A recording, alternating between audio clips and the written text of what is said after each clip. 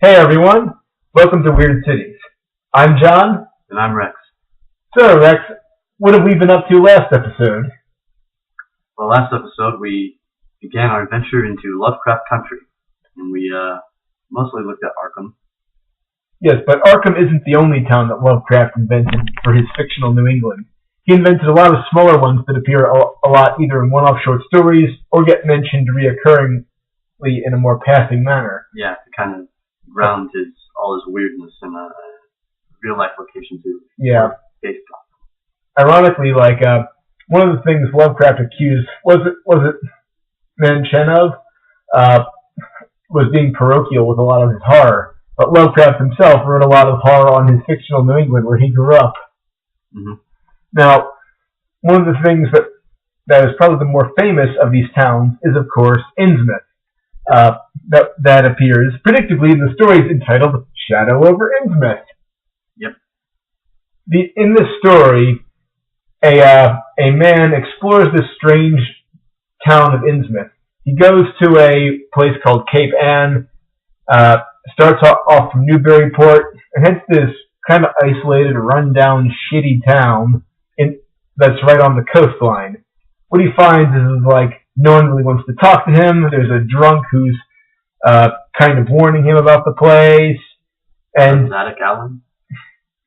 There's also this strange cult called the Esoteric Order of Dagon that runs the place, or at least has major influence over everyone.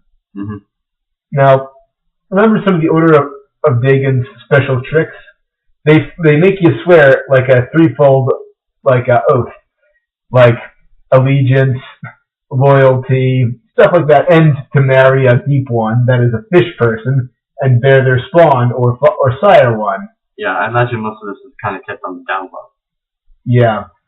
And in Innsmouth, they got what they call the old Innsmouth look. The bulging eyes, the pale skin. Yeah.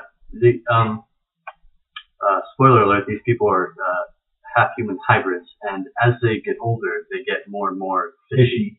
You know? There's something fishy in Innsmouth, I guess. So if a sushi shop ever opens up in Innsmouth, would that be cannibalism? Yeah, or, maybe they just have some cousins they're not too fond of. Yeah, those family stats are going to be a real thing to die for in the Lovecraft universe. Don't you agree? Mm-hmm. Now, one thing that's kind of interesting about Innsmouth, a lot of the people there, of course, in true Lovecraftian fashion, are inbred and degenerate, much like anyone who Lovecraft didn't really like. So I remember there's actually a grocery store worker that the character comes into contact with early on with, and he's actually he's not a local. He kind of commutes. Yeah, but most of the outsiders seem to want to have less to do with the people in Innsmouth, other than they just leave it to business.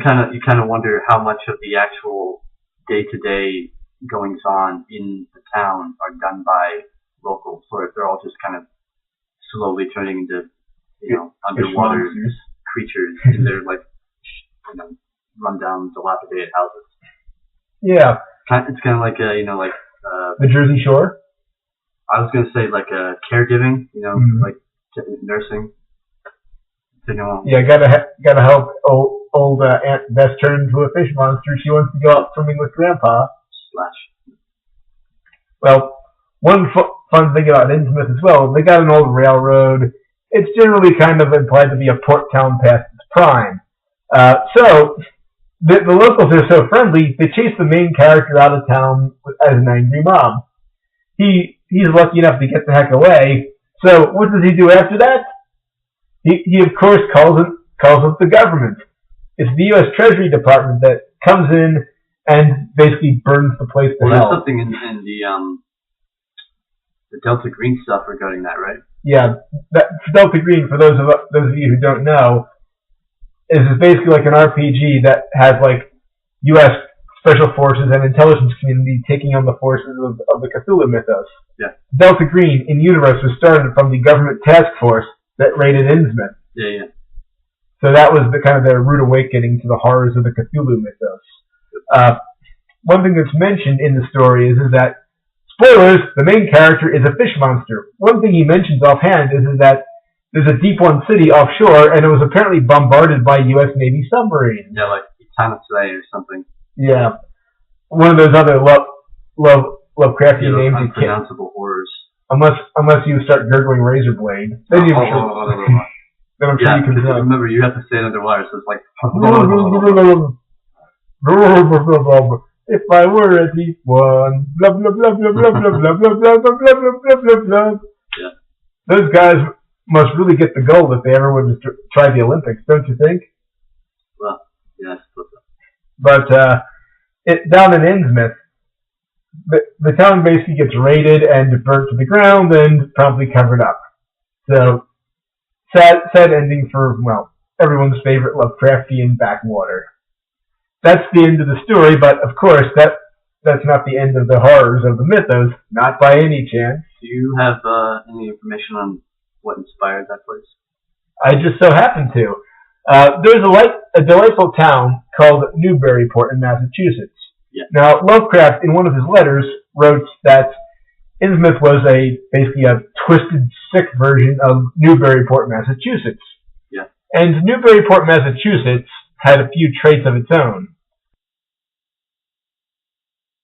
Well, Newburyport is mostly a sailing and a port town with a population of about 17,000, not much more than the 14,000 that would have lived there in Lovecraft's time. So most of these towns that we're going to mention are less than 20,000 people, even back in the day. Now, one thing that's interesting about Newburyport is that historically, it's the site of the first clipper ships, one of the first tea parties, one of the oldest continually operated courthouses. No, the pre-Revolutionary War ones, not necessarily the more recent ones. The real deal. There also was the first Coast Guard station built there, so Semper Paratus.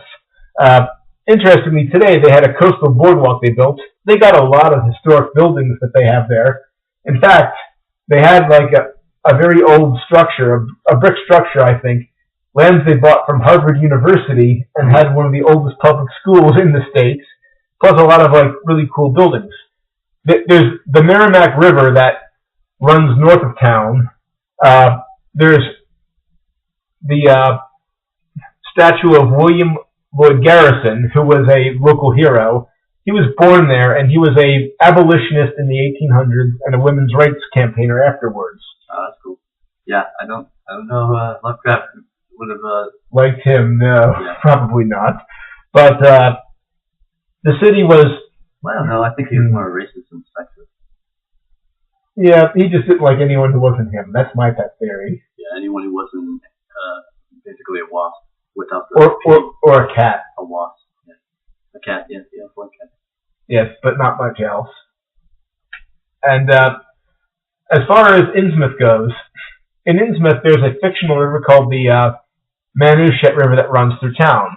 Interestingly, one scholar proposed the idea that it's actually the Algonquin words for island at the river mouth. Innsmouth is essentially connected by a narrow spit of land to the mainland, so this might be suitable for its name as essentially an island at the river mouth. And one thing that's interesting is that the Esoteric Order of Dagon, I guess playing to some other stereotypes of the era, they disguise some of their cultist rituals as like local Freemason cults going on? Of course. What? The Esoteric Order of Dagon. No, I mean, like, was there a real basis for that? Only a couple of Freemason stereotypes. And Lovecraft refers to them in story basically by having the Esoteric Order of Dagon disguise themselves as a local Masonic lodge. Now, see, okay, as far as the Esoteric Order goes, what prompted that, like, to rise in prominence? Was it there was some kind of hardship in the town? Yes, it's directly related to its economy. Now, the historical... that also relates to Obed Marsh and his whole deal and everything like that. Of course. Now, who is Obed Marsh, you might ask? Now, one cool thing about Innsmouth, like its historical counterpart Newburyport, is that both of them are sailing and port towns. And yeah, you seem to like those. And Newburyport, like much like Arkham's historical counterpart, was also a den of privateering. Interestingly, during the War of 1812 and the American Revolution. That also seems to be a running theme in what we're finding. Yep. But Lovecraft kind of actually doesn't seem to care much of that. Actually does tie in the maritime heritage much more here than in Arkham. Yeah, a little bit. I wonder though if Innsmouth is supposed to be the, I guess, where Lovecraft dumped all the maritime port stereotypes and left Arkham to be more an inland kind of college town. Yeah, maybe. Yeah, like all the clam chowder. Yeah.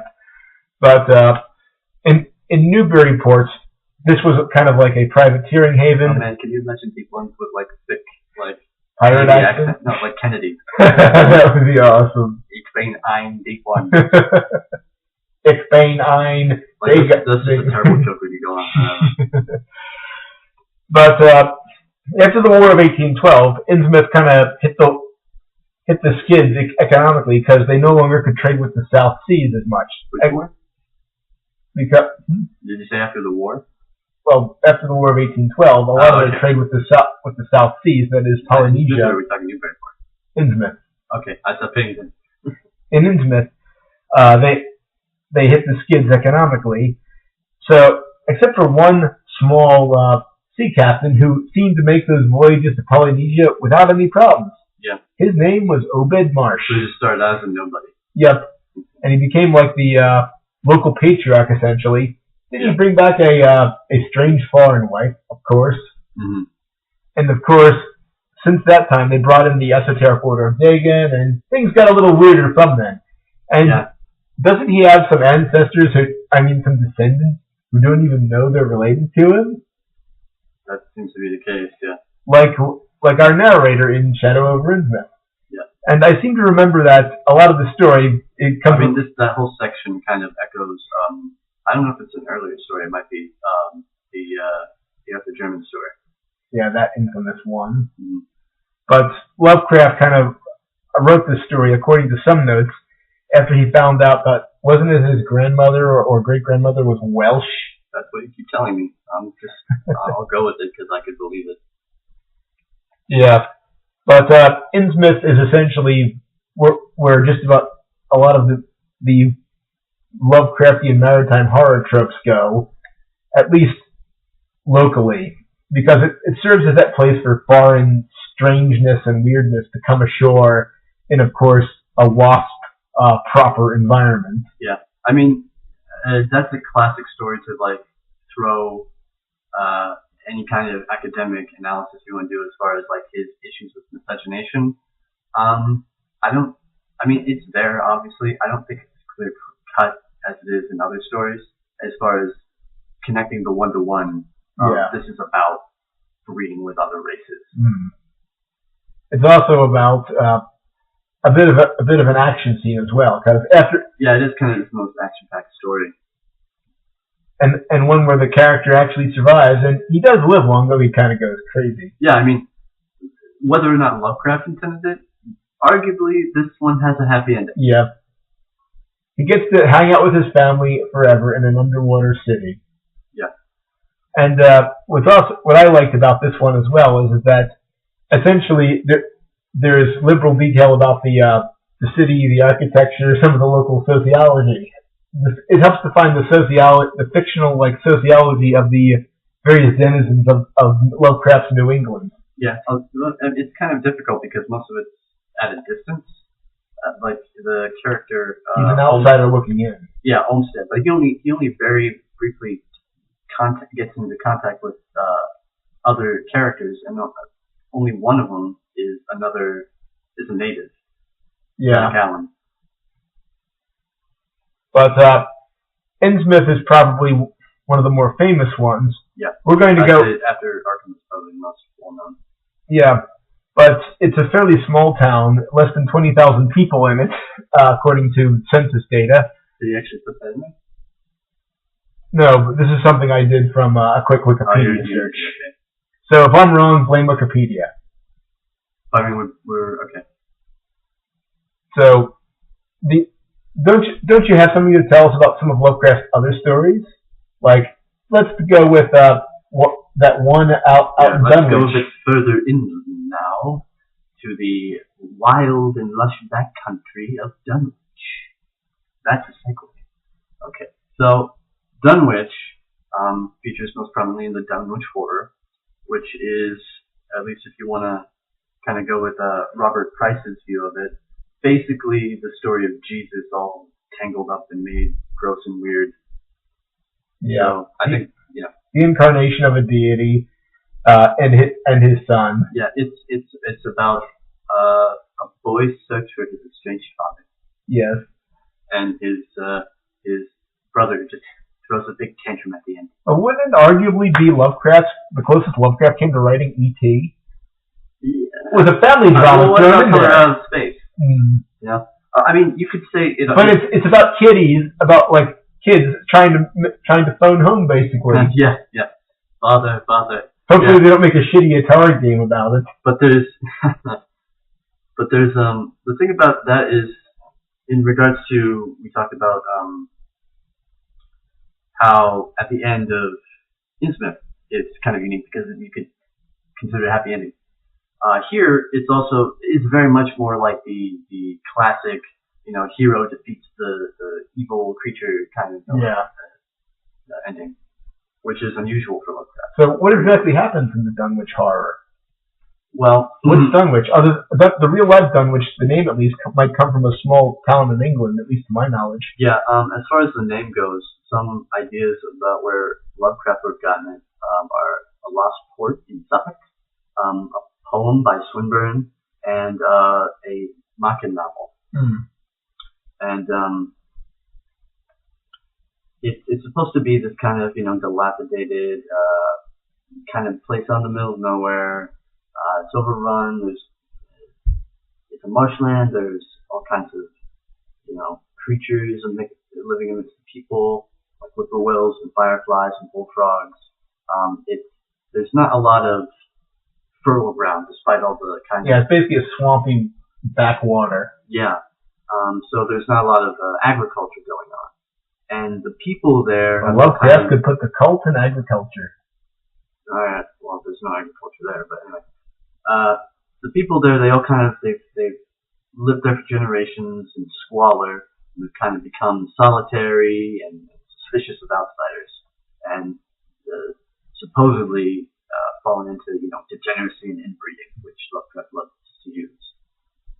And the local area is all like the most recent bit of architecture. The newest thing there is from like 1806. So everything's very old, and it's all kind of eroded and overgrown. And there's all sorts of like legends and stories about the place. Like there's supposed to be strange smells in the area. There's kind of like New Jersey. I suppose there's there's all those kind of yokel stories about people like having feuds and killing each other and knocking up their daughters and stuff. It sounds like it's the deep south up in New England. Yeah, basically. And there's stories of like old Indian rituals and strange sounds in the wildlands. So it's a spooky place. It's not a place many people really want to go to. In fact, most people, he says most people avoid it and they don't know why. So, one thing that happens is two bundles of joy get born in this lovely little town. Yeah, but we focus mostly on the Whateleys of the area. Yeah. We're actually supposed to be one of the more, or at least descended from one of the more prominent families. So, their mother brings Lavinia Whatley. Yeah, there's the old wizard Whatley, or Whately, however you want to say it, and he's this kind of eccentric local celebrity. And then there's his daughter Lavinia, and he wants to basically make him some demigod grandkids using his daughter. So one night, it's some kind of hallowed night. It might be like Halloween or something like that, or May Day or something. He goes on up to this hill, and there's a big storm, and And the lineage is with child. I saw mommy kissing young sister.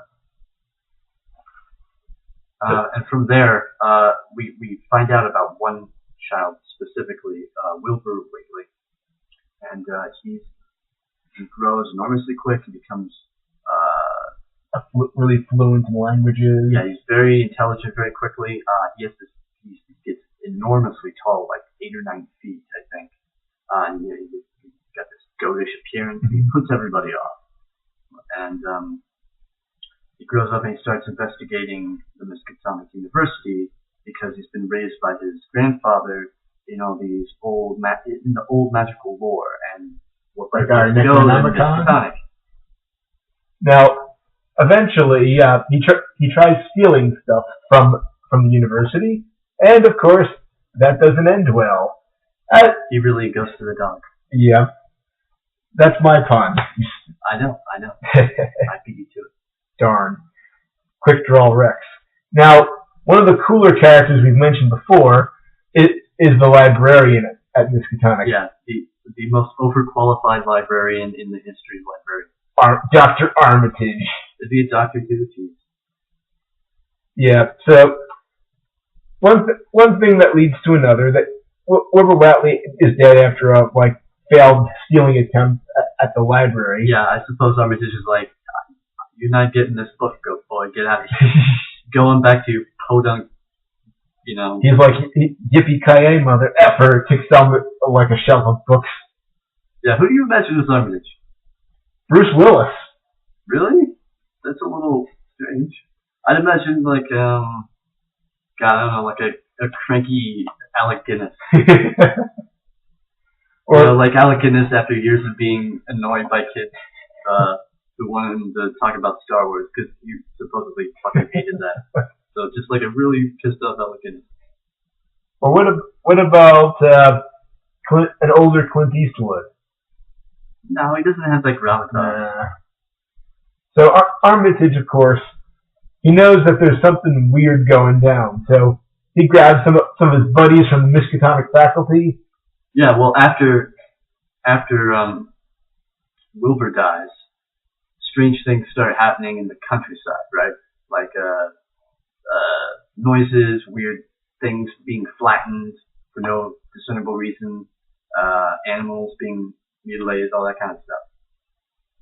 Well, they of course think that the cause of it is something to do with the Whateleys. Do they? I don't remember, but eventually they discover it does. And the trio there, led by our favorite librarian, goes into end shit. So they're packing heat. They're packing magical firepower. They're packing like an elephant gun. Knowing that the kinds of weapons available at the time, they'd probably be like something like a Holland and Holland paradox gun or elephant gun. The kind of weapon that could bring down, an elephant or a large land beast in a shot or two. Yeah, okay. Let's keep that out of now. So the thing about that is the whole description of that scene is actually done from a distance, and we learn what's going on based on chatter from the locals and what they're talking about. And basically what they find out is Wilbur had a brother who happened to look a little bit more like his father than he did. And I remember a prominent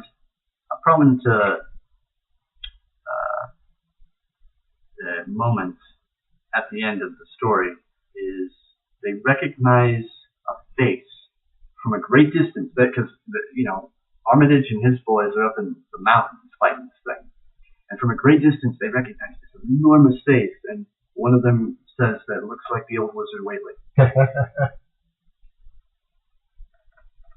Now, as far as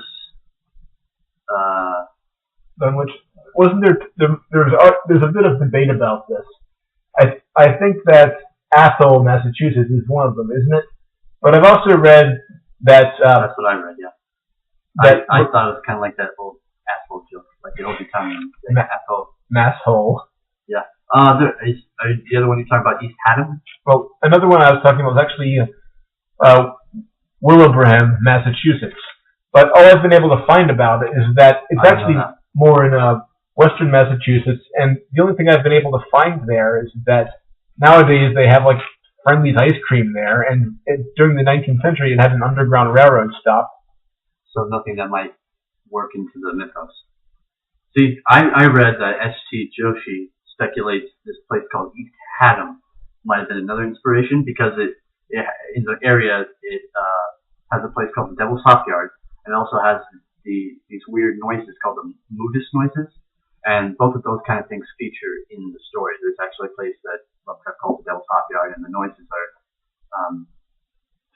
mentioned throughout the story. Now, as far as what Dunwich is one of the places that has a bit more pop culture cred than others. I mean, they made a movie of it in the 70s with Dean Stockwell. Fulci's used it. For the record, he's also used the Book of Ivan by Fleck Smith. Stephen King featured a story in it. And there's been songs by The Darkest of the Hillside Thickets and Electric Wizard that talk about Dunwich. It features in some of the Fallout games. It's been mentioned on Fringe, which is a favorite show of ours. And of course, the H.P. Lovecraft Historical Society did a rendition of the story. That's an audio drama. There also was our friend August Derleth, who wrote the story Peabody Heritage in Wilbraham, and there was Lovecraft, who spent a summer with a local historian, Miss Evanor Baby, who wrote the town's history, and probably Beebe. Not sure how to pronounce that. Beebe did pop up in some of my reading too. So, well, he allegedly noted that the town of Dunwich was a combo of various towns in the area, potentially with Athol as well. But can you tell us a bit about Dunwich? Is we don't get so much a sense of it as a town as much as like the environment, kind of backwoods. But what were you saying? But what exactly is real life Athol like? I got the impression it's kind of a rundown industrial, or future industrial. Well, it used to be a major town during the Industrial Revolution, but kind of fell apart after the factories went south. But it's mostly rural, essentially central Massachusetts. I suppose if you went there, you could say you were surrounded by Athol. Or massholes. Yeah, I guess it's in Massachusetts. And do you have anything more to say about Dunwich? Yeah, I just say hi to the Watleys if you're over there, because Yog-Sothoth not only was the past. I think any of them are left. Oh, come on. That's the thing about Yog-Sothoth. He was, he is, he will be. He's the god of time and space. Yeah, he's the key, he's the gate, he's the key and the gate and all that. Yeah. So I'm willing to bet there only needs to be one place and time for the Yog-Sothoth family reunion. Yeah. So what's next? What's our last sojourn through Lovecraft country? This one is it's relatively comparatively not well known. It's Kingsport, which he features in a couple of stories. Most prominently, The Terrible Old Man, The Festival. He touches upon a couple others. But and some of the Dream Quest stuff, doesn't it? It is kind of, there's tenuous mentions of it through Dream Quest, and through Dream Quest we can actually connect it to the White Ship.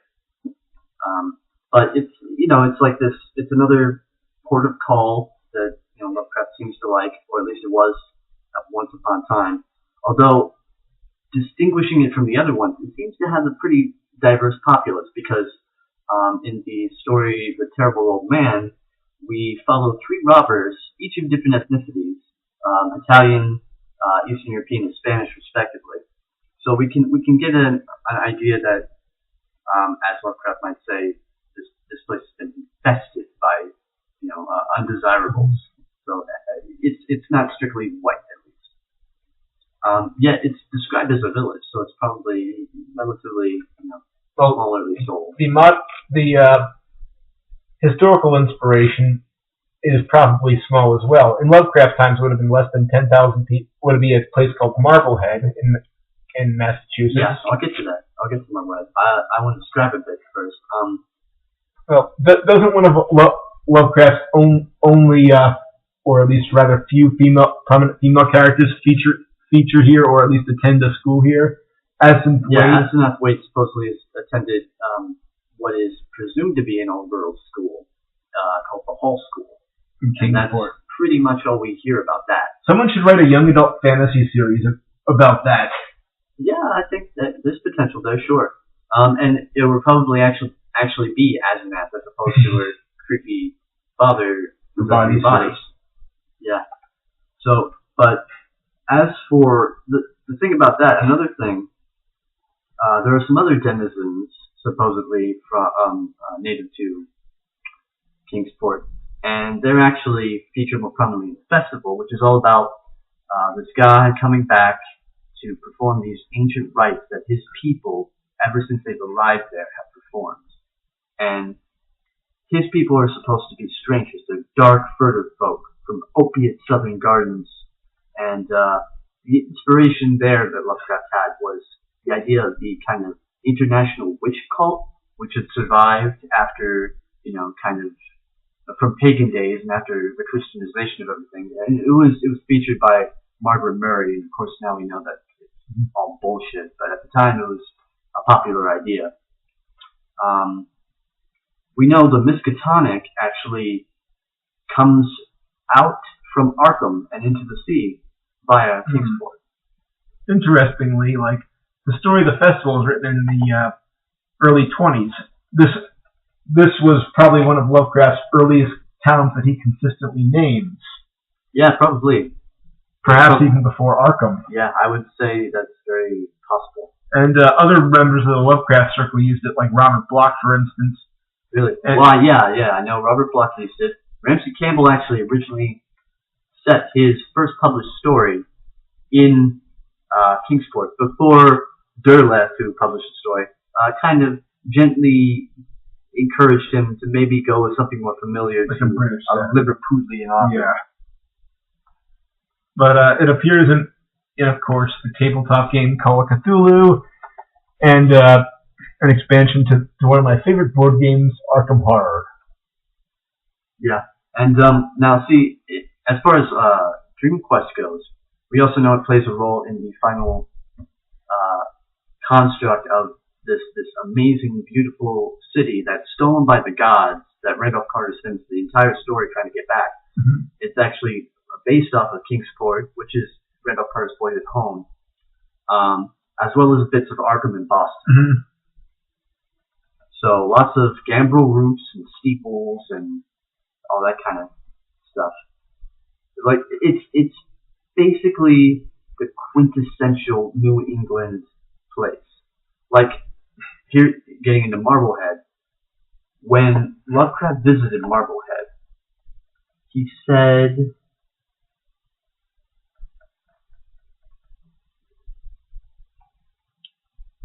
it was the most powerful single emotional climax experienced during my nearly 40 years of existence. Which, like, yeah, seeing a really nice town is pretty great, okay? And he saw it at sunset, and there's snow on the roofs and everything like that, so it was very beatific, I'm sure, and scenic and picturesque and gorgeous. But 40 years, and that's your single most powerful emotional moment. I mean, if you want an insight into Lovecraft as a person, that's like a pretty good one, I'd say. Marrying Sonia Green, visiting friends, and the correspondences. I'm sure all that meant a lot to him, but it's just startling to me that this is perhaps the standout moment in his mind. Oh, his literary counterpart, Randolph Carter, is from this town, so maybe that says something about what he thought about. That makes sense, yeah. And we know he went to Marblehead, and he basically almost completely matched, at least in parts, the layout of Marblehead as he saw it at the time, with elements of Kingsport. Well, in Kingsport, at least in the festival in that one, assuming it's still part of the larger continuity, there's still like the international witch cult and some various other critters running around, isn't there? Yes. So, but how does that compare with Innsmouth, say? Well, we don't get. Well, he likes Kingsport, you know. That's the difference between. He dumps all the. He turns everything in Innsmouth into a source of horror, whereas Kingsport, despite kind of these murky things going on beneath the surface, is still this golden city on the hill to him. Like he pours every ounce of beautiful language he has into describing this place. Oh, interestingly, it was also a center of privateering during the American Revolution. Yes. But there's a really cool bit of military history about Marblehead. Yeah. Marblehead was involved in the Revolutionary War a great deal. The local sailors actually served in a capacity similar to what the United States Navy would later perform. Also, some of the locals were the means by which Washington was able to cross the Delaware. And actually, when he came back on a presidential tour, he referred to Marblehead as having an appearance of antiquity. So even at the time, there was some idea of it being kind of from a long past. And a lot of the architecture still survives. A lot of mostly like the brick buildings with white pillars and such, that classical New England colonial vibe. Yep. So, any more thoughts on Marblehead and how it relates with Kingsport? That's pretty much it. I mean, I think Lovecraft went there, he fell in love with the place, and he put all that love into this place. It's a kind of a shame in that light that it wasn't used more. But I guess, you wanted to focus more on horror and the unpleasant. But, I think some of the stories that were probably the most cherished by him are the Randolph Carter stories. Yeah. And I think the Lord Dunsany ones. Or at least the ones done in more of the Lord Dunsany style. I know. I mean the ones that featured Carter. and kind of featured his hometown. And all that kind of, everything that goes back to his nostalgia, basically. Yeah, his nostalgia and his childhood, and I think he kind of saved all that for those particular stories. And everything else was him venturing into, the uncaring universe and all the cosmic horror, horrible monstrosities. So, we wrap up our trip through Lovecraft country, and where are we going next, Rex? Well, we're going back to one of my favorite authors, and his just phantasmagoric, kaleidoscopic, bizarre city in the story he wrote called The City of the Singing Flame by Clark Ashton Smith. Well, travelers, I hope you enjoy your trek through these weird cities. Join us next week for a trip to the City of the Singing Flame.